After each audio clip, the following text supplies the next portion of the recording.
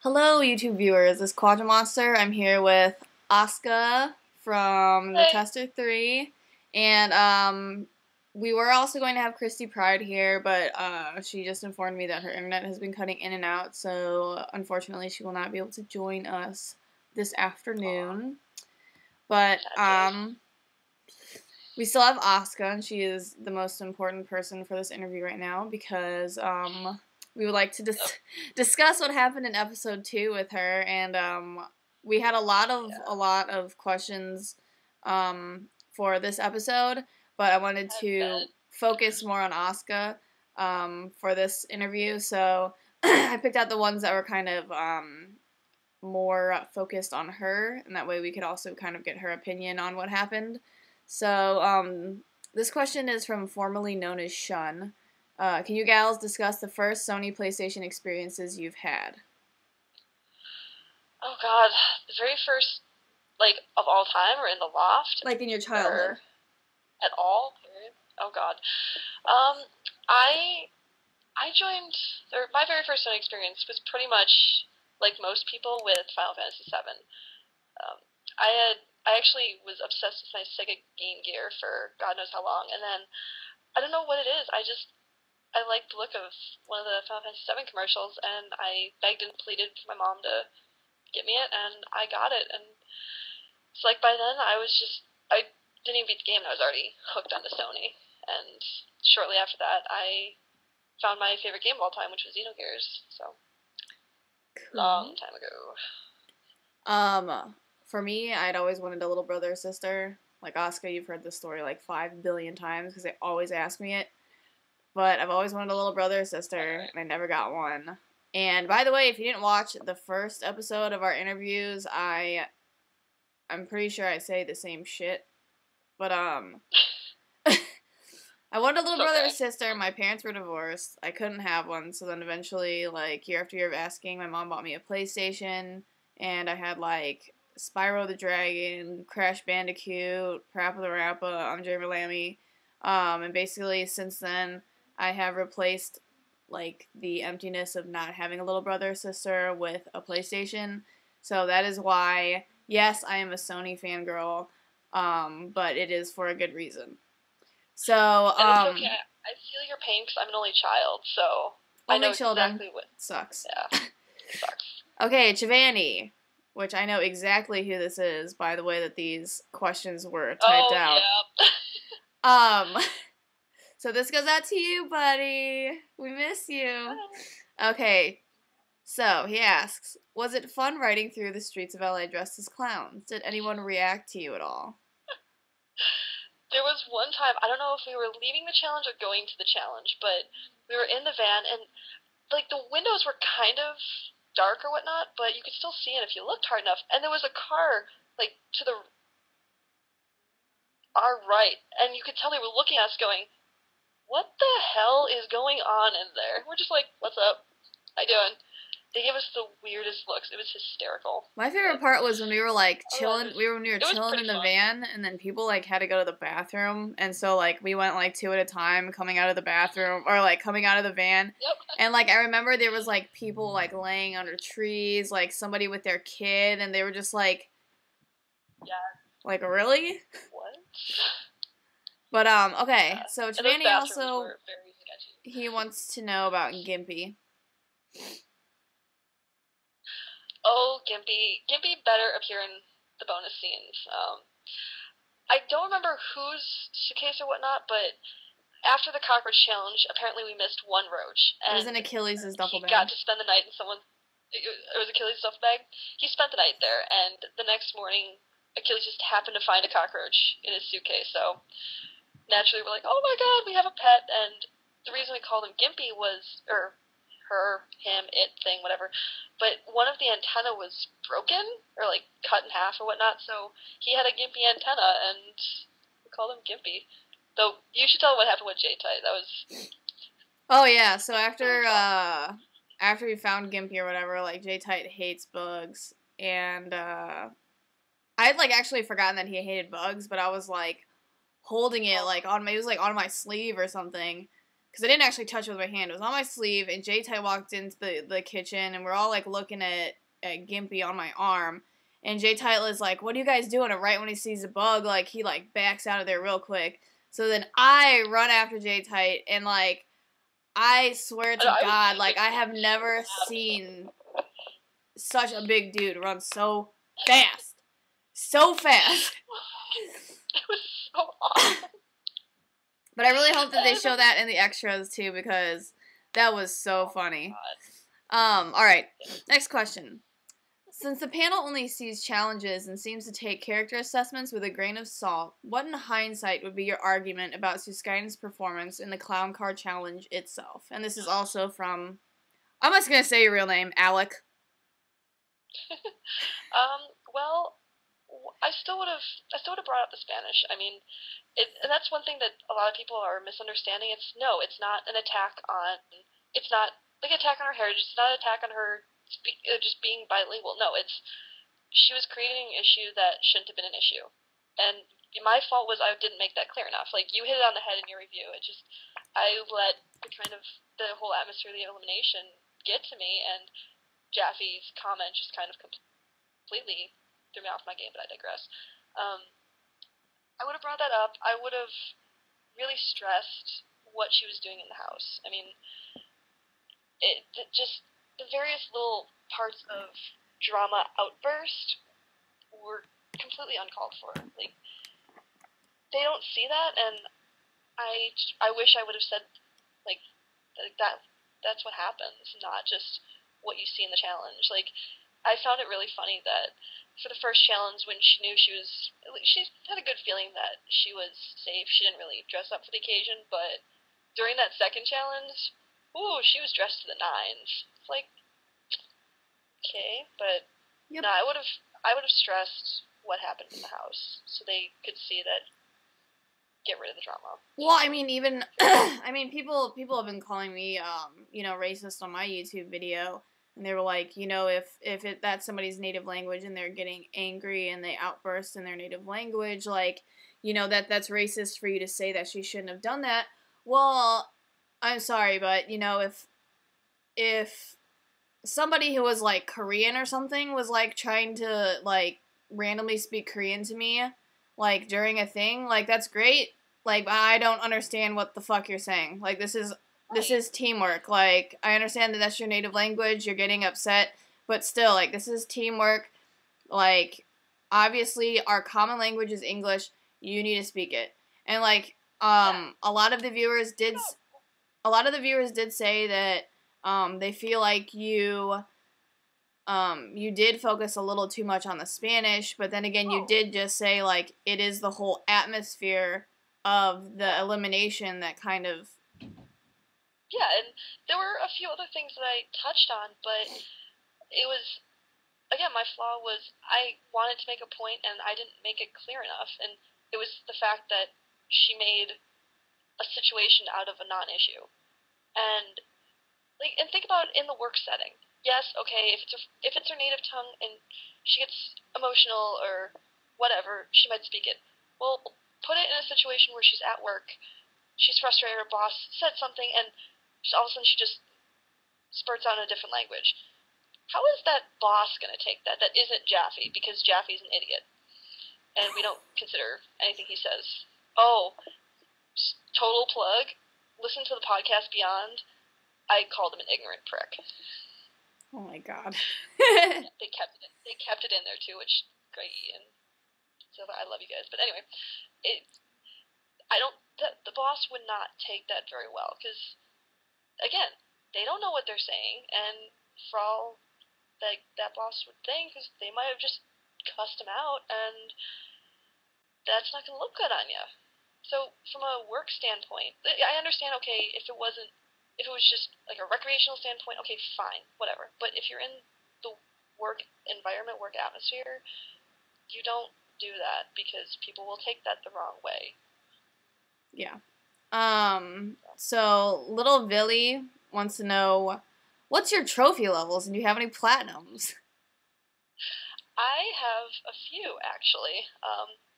I actually have it tabbed so I can give the exact stats effective February 17th. I actually had the third highest trophy level in the house. True story. I am at trophy level 18 at 69% now, and the breakdown is 2,611 trophies total. That's 1,850 bronze, 505 silver, 216 gold, and the big 4-0 for plats. I got 40. Whoa! What's the cool thing is I might have the third highest trophy count. I have the highest plat total of the season.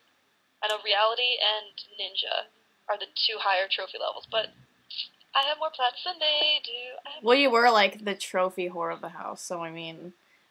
Yeah. Actually, one of the parts during the cockroach interview when they asked like, "What's your trophy level?" So I was like, "Oh, I was already trophy level 18. I had like 36 plats at the time or something." And Adrian, she's like, "So you're a trophy whore?" I said, "Yep, I'm the trophy whore of the house." And Chaos Matador wants to know what games did they have on the PS Vita when they were in the loft. They had a game in Japanese, which I don't think anyone played because we couldn't fully understand it. They had the Sound Shapes game, and then is it Gravity Rush now? Gravity Days? I know it was like a working title when we had it, but that game Gravity, looks whatever it is, cool. The cell shading and everything in it, it's beautiful. Yes. And plus, there's a talking cat.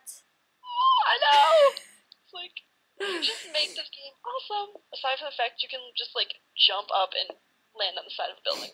The Vitas that we had in the loft, they were on demo mode, so it kind of did suck a little bit, but just the fact that we were able to see just a preview of, you know, the resolution of the screens, you know, just to be able to physically touch them and see them was really cool. Chaos Matador also asked, did we already have Twisted Metal in the loft? I'm just going to answer that one real quick. We didn't actually have it in the loft to play, like the other games, like we had, like Resistance and Little Big Planet, all this shit. But Twisted Metal only came into the loft when we did the Twisted Metal challenge, and then after it was done, they took it away.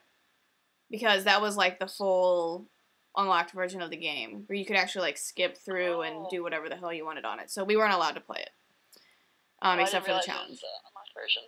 Mm-hmm. 209 Films. Did you feel uncomfortable having cameras on you at all hours during the show? Actually, no.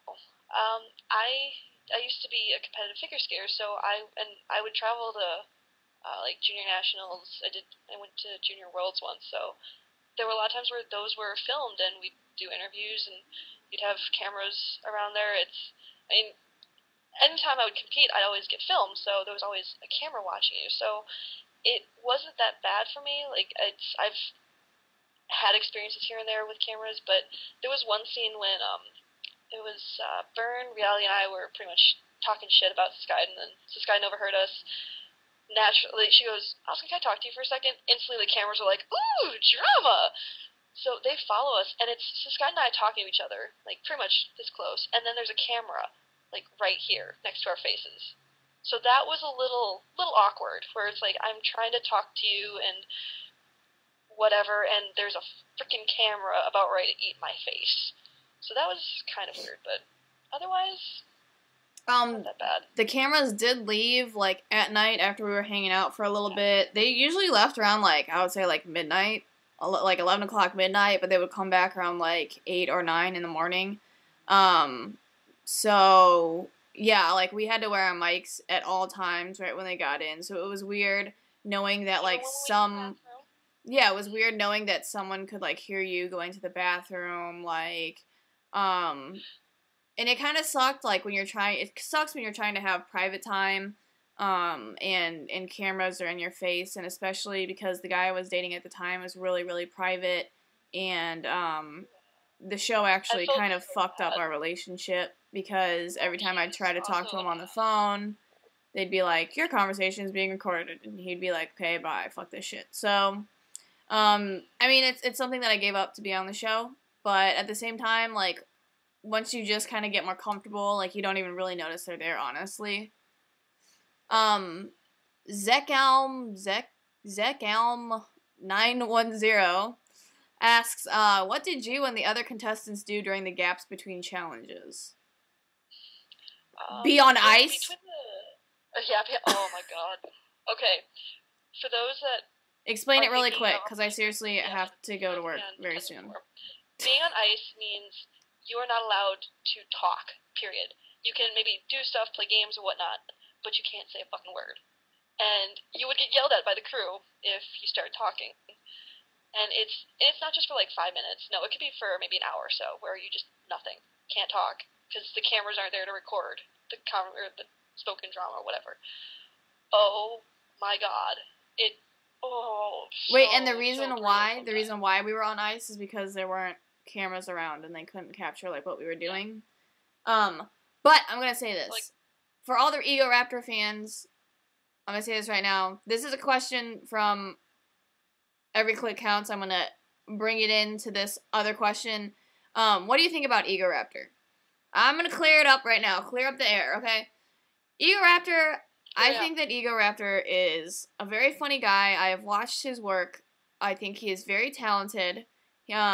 He's just a very good guy in general. He did help Krysti out when she was feeling sick that one day. But I remember we were on ice. We were all sitting in the living room together. Ego Raptor randomly comes out from the back of the counter, and he's wearing like a t-shirt on his head, like a ninja like mask. He starts jumping around like a Mexican jumping bean. And next thing you know, he like jumps up in the air and then just totally slips and eats shit on the ground. It was the funniest thing ever. Even the crew was bursting out laughing. It was awesome. I mean, so for everybody who thinks that like we all hate Ego Raptor, no. We all hate Sue Skyden. Yeah. We like Ego Raptor.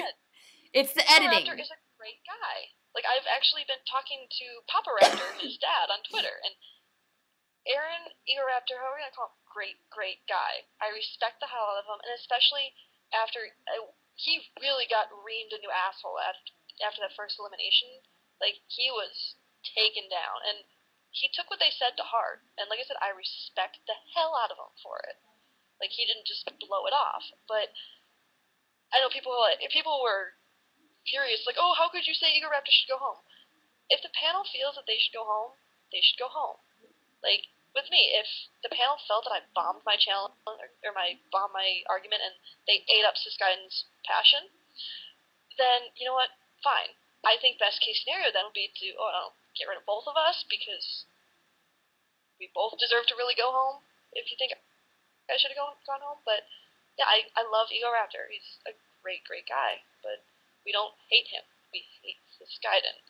Big difference. And some of the other things we did during between challenges, obviously play a lot of games, a lot of just like sitting around and chatting and hanging out, a lot of eating.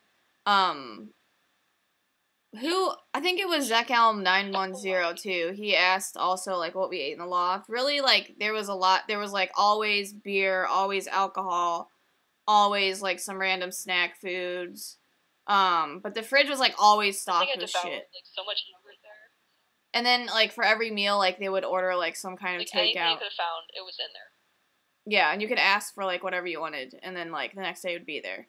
And then Every Click Counts wants to really know, do you guys really not like Sue Skyden? She has a personality that is pretty much the antithesis of mine. Like, we're oil and water, where she's very outspoken and extroverted. I'm pretty much very shy and introverted. I might not like appear like that sometimes, but no, I'm very introverted. So just the two personalities between her and I were really butting heads, and it's even from the get-go.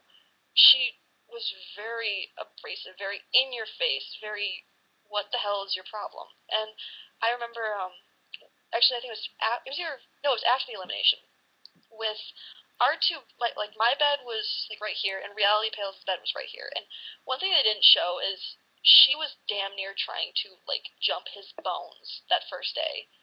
Like, it was disturbing to the point where I don't know if he was joking about it, but he talked to me. He goes, "Could you like keep her away from me, please?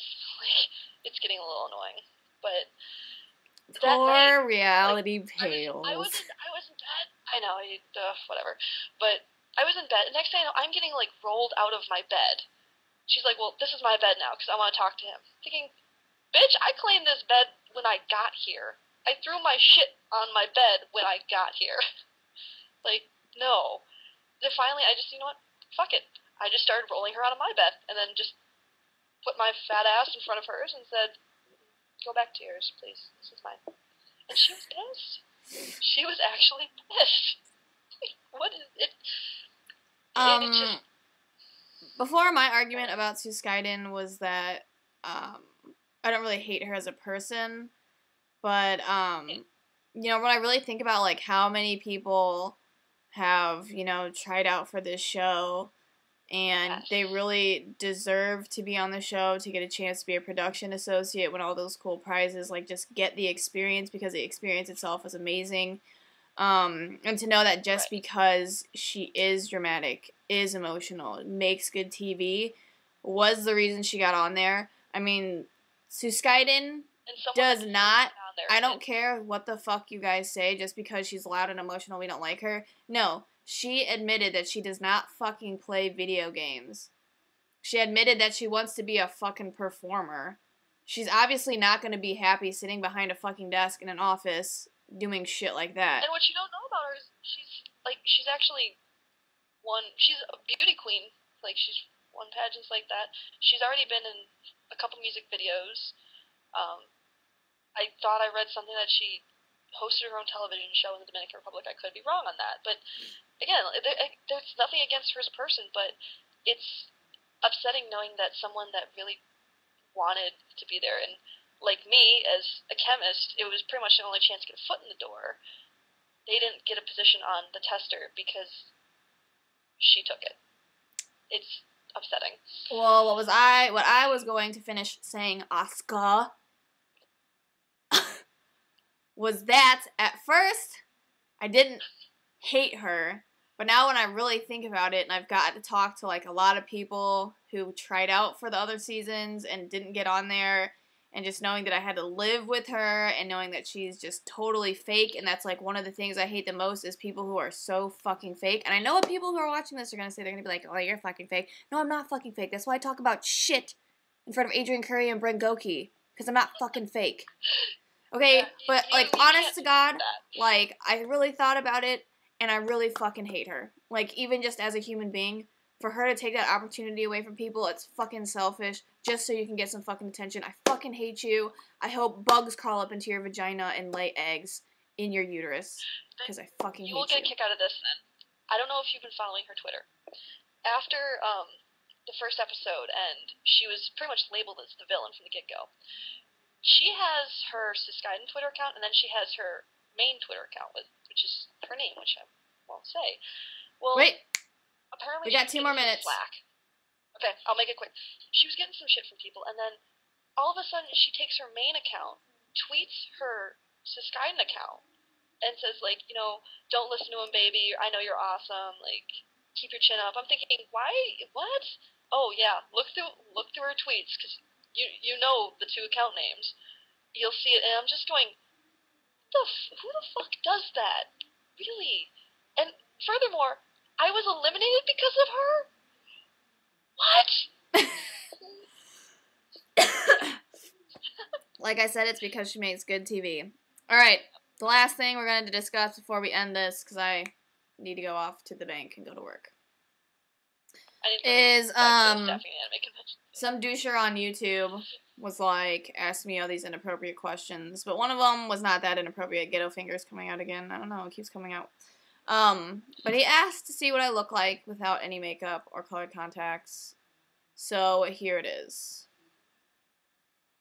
Uh-oh.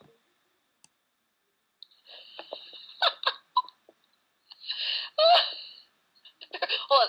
I actually have a picture of me without any makeup as well. Man, you are hairy. Hi. I know. I love that cat. He is hairy. Hi, Barney. Okay. But to end this episode, do you very quickly have any other last thoughts? It's frustrating because I know a lot of people are happy that the bitch of the season is gone, and it's frustrating because of the amount of editing that I look like a complete and utter bitch. And I don't kid when I say I felt physically sick after watching the episode, because I know what I did, and even in the elimination, I said, when I was eliminated, I said, I know what she did. My teammates know what she did. We all know what she did. I know what I did. And I'm walking out with my head high. It's like, I know you eliminated the wrong person. So, it's frustrating that people don't see that, though, because of editing.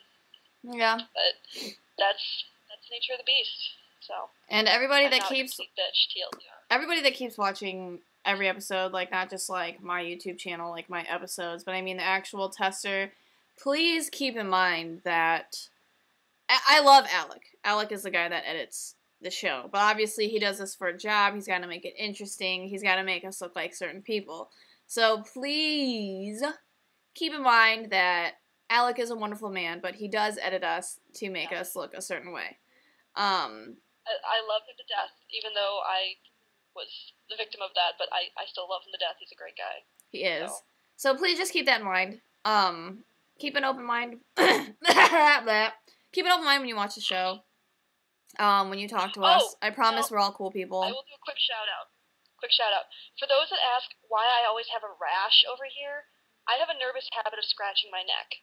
So that's why it comes and it goes. Like, I just always scratch right here. And because of sensitive skin, this turns beet red. So it's not a rash. It's sensitive skin with a nervous habit of scratching right here. So. Just like my sty isn't from having sex or getting cum in it. It's from fucking dirty makeup brushes and fucking stress, okay? So.